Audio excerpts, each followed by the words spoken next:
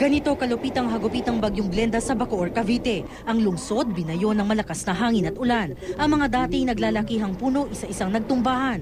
Naaktuhan pa ng GMA News ng tangayin ng hangin ng bubungan ng bahay na ito. Maraming commuter na stranded at napilitang suungin ng bagyo para makapunta sa paroroonan. Balot din ang kadiliman ng maraming bahay sa Bacoor dahil sa brownout. Sa mga litratong ito, makikitang nasira na ang mga bahay na itinayo sa tabi ng pampang. Nagkadikit-dikit pa ang mga ito. Sa isang litrato, makikitang isang bahay na akmang lalamunin na ng alon. Habang ang mga residente sa pampang, napakapit na lang sa puno sa lakas ng hangin. Delubyo rin ang pinagdaanan ng mga taga-Hagonoy sa lakas ng hangin at ulan na dala ng bagyo. Ang mga kalsada, mistulang lawa na. Aabot sa 7 barangay ang nalubog sa baha.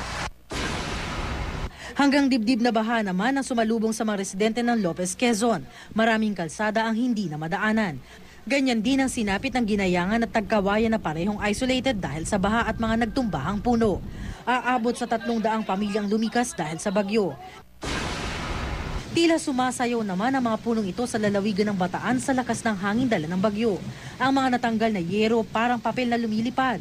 Sinabayan pa ito ng malakas na pag-ulan. Sa lungsod ng Balanga, hindi madaanan ng mga kalsada sa dami ng punong natumba. Lumaylay rin ang ilang poste ng kuryente.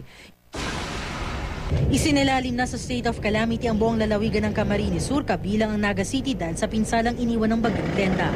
Bukod sa baha at ulan, isang ipo-ipo pa ang humagupit sabay ng tinambak. Nawasak ang maraming bahay, silid-aralan at maging ang health center. Sa tala ng lokal na pamahalaan, posible raw na umabot sa 80% ng agrikultura at kabuhayan ang naapektuhan sa probinsya.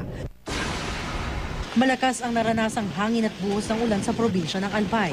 Kaliwat ka ng puno ang nabuwal. Ang yero na mula sa mga bubungan nagkalat sa kalsada. Habang ang ibang bahagi ng probinsya lubog sa hanggang tuhod na baha. Isinailalim na sa state of calamity ang buong lalawigan. Nakuna naman ni Yus Cooper Maki Sevilla ang malakas na pag-ihip ng hangin sa Laguna de Bay. Kitang-kita sa video ang lakas ng hagupit ng bagyong Glenda. Mga naglalakihan din ng alon na ranasan sa Catbalogan, Samar. Sa mga litratong ito ni Yus Cooper Paulus Aragon ang paghampas ng malalaking alon sa Pampang. Jamie Santos, GMA News.